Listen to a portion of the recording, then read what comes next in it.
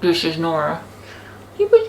I am absolutely a mood reader. I have a list on my TBR and then I kind of just go, what am I feeling like right now? With that in mind, I'm going to give you 3 books right now that I hope that you might enjoy depending on what mood you're in.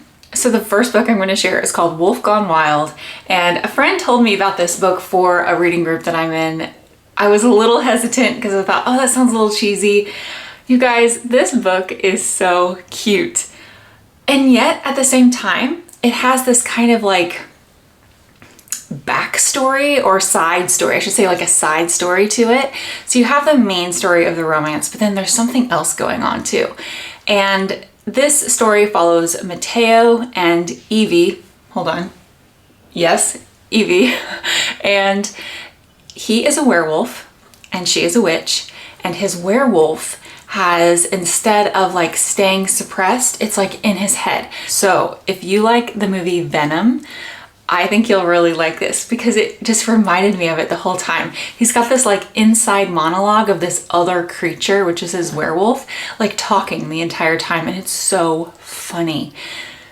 The werewolf was a little dirty and a little inappropriate, and so it's just this like, this juxtaposition of these 2 characters in the same body, and I don't know, it was really fun.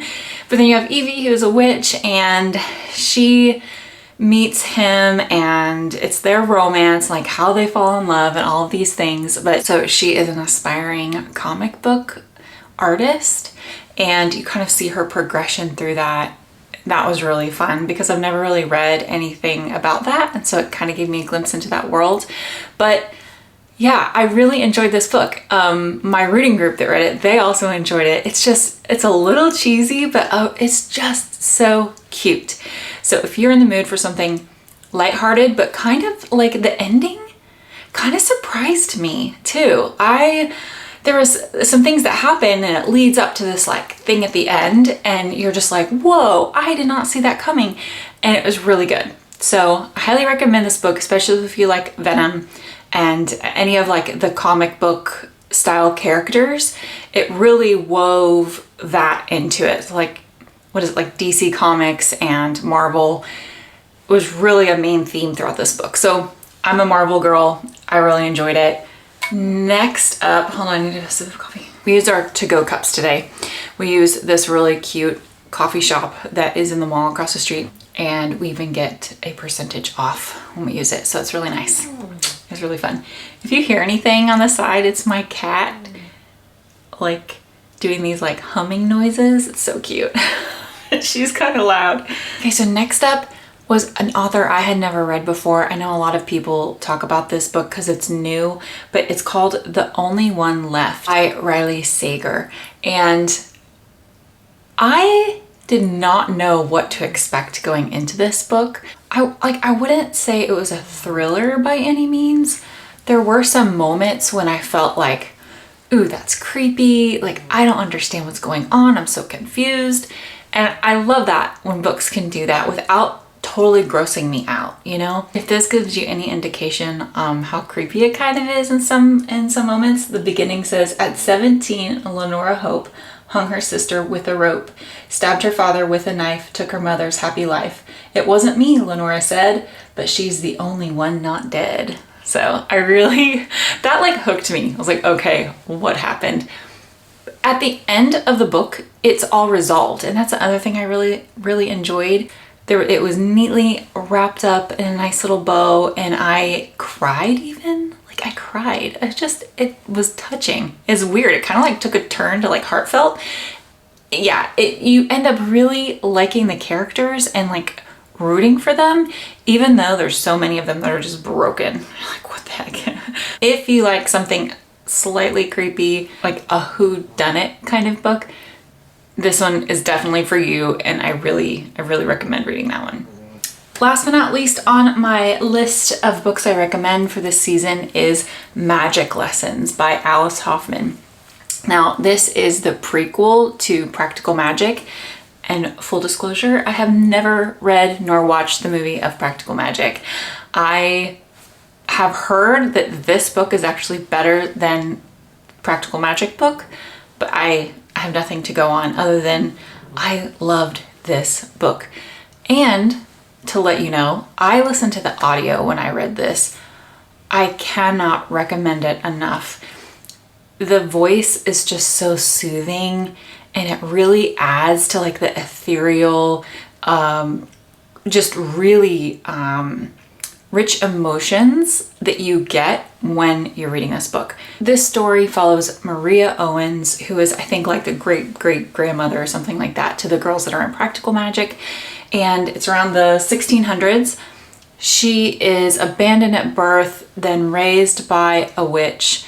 She ends up finding out that she has powers, and then really it is, I don't know how else to describe it. It's kind of heartbreaking. There's a lot of heartbreak throughout this book, and yet the storytelling and how she weaves in redemption and love and compassion and just all these things. Usually I'm not into sad books, and I wouldn't say it's sad. It was like really tough, but at the same time, really beautiful. I don't know. I cannot recommend this book enough. But absolutely, if you have the option, read the audio. It is perfect for this time of year. And it, in my opinion, it reads almost like real life, if that makes sense. So if you are into witches and all of those things in a very like realistic sense, I would definitely listen to this or read it. Now, The Wolf Gone Wild is more like witches in a like rom-com sense, if that makes any sense. Like, I don't know how to describe it other than that way. They're both witches, but in totally different ways. My cat is so loud. I don't know if you can hear that. Okay, so now on to what I am going to hopefully read. First up, I just got this from the library and I cannot wait to start it. In fact, I think I'm going to do a reading vlog with this and another book, but it's Bunny by Mona Awad. And I have heard this described as Heathers meets, what did somebody say? I'm looking at the description like it's going to tell me what it was. It was like Heathers meets something, I don't know. It sounds trippy, and I'm like here for it. I don't know. People either love it or hate it, and I think I'm gonna love it. But everybody that likes the book loves it, and everyone that hates the book hates it. So I'm really interested to see which camp I'm gonna be in. So we'll see. So the next one is A Discovery of Witches by Deborah Harkness, and she writes this book about witches. I've started it actually, and it does seem good, but it follows this girl who is a witch, and she has been like suppressing her witch stuff because she doesn't want to be known for that. She wants to be known for her own intellect, and basically everything that she does, she doesn't want it to be because she used magic. And so she goes to this university. She's like tenured, I think, already at a really young age, but she's done all of it with her own knowledge, right? Anyway, she's never used magic on it. Something happens with a book that she is given or she's doing research on, and it's magical, but she ignores it. And then everything just kind of goes crazy from there. It sounds really good. I enjoyed the beginning of it. I just, again, mood reader. Wasn't in the mood to read it. So hopefully we'll get there. So up next is Ninth House by Leigh Bardugo? I don't know. Anyway, it is a very common book, again, for this time of year. It follows a girl named Alex who kind of has a string of bad events happen. And then she gets this, like, mysteriously gets to go to this college. She doesn't know why. That's at least what the what the blurb says. And so I guess that's when the story starts. This next book, I'm really excited to read this. It is called The Dead Romantics. I'm sure most of you have heard of it. It is by Ashley Poston, and basically this follows this girl who grew up at a funeral home, which, side note, my mom's uncle, I think, owned a funeral home in Pennsylvania. And so I remember as a kid, we would go to family like get-togethers and stuff at the funeral home because it was like, there was like a big area that we could actually go and like hang out in. Anyway, yeah. So this book kind of like, I don't know, I think it's gonna be really good. So she grew up at a funeral home. She is now a ghostwriter and this editor that's really handsome, and I guess I don't know if she has a crush on him or not, I have no idea.